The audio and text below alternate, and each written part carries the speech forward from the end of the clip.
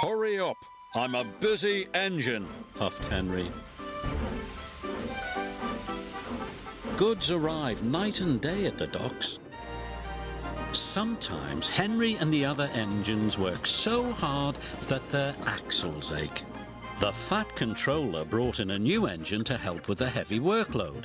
He was long and had 10 drive wheels. He looked very strong. This is Murdoch. He's going to be pulling freight on the main line.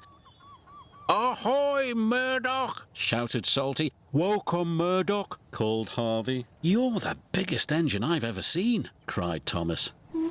You're a chatty lot, Murdoch said quietly.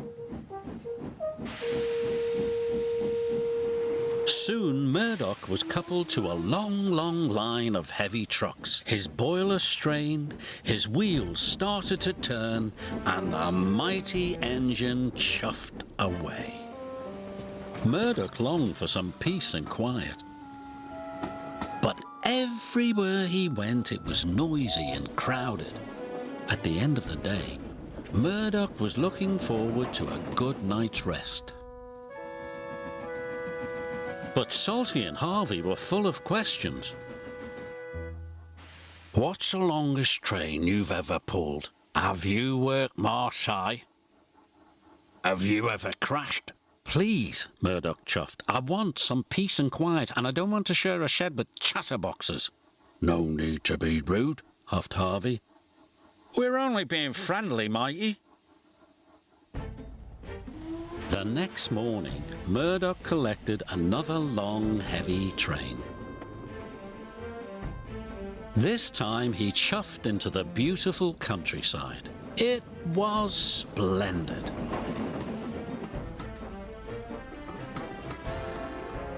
At last he had some peace and quiet.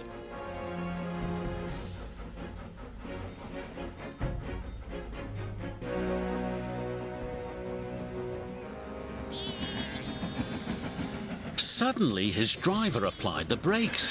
There were sheep on the tracks. The sheep escaped from that field, said the driver. Through that broken fence. They tried to chase the sheep back. First this way, and then that way. They tried everything, but nothing worked. We'll never move these sheep by ourselves, complained the fireman. I'll go and phone for help, sighed the driver. Murdoch was very unhappy. The noisy sheep were spoiling his peace and quiet. The fat controller was enjoying afternoon tea when he got the call. Sheep? He exclaimed loudly. I'll send Toby with the farmer immediately.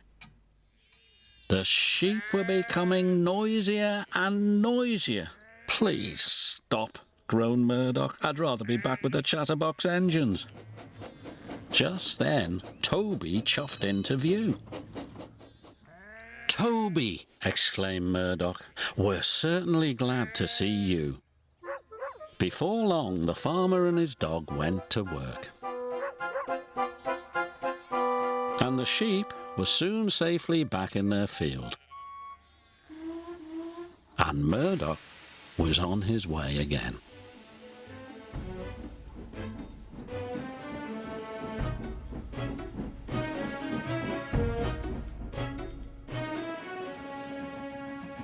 That evening, Murdoch parked between Harvey and Salty, but Murdoch spoke first.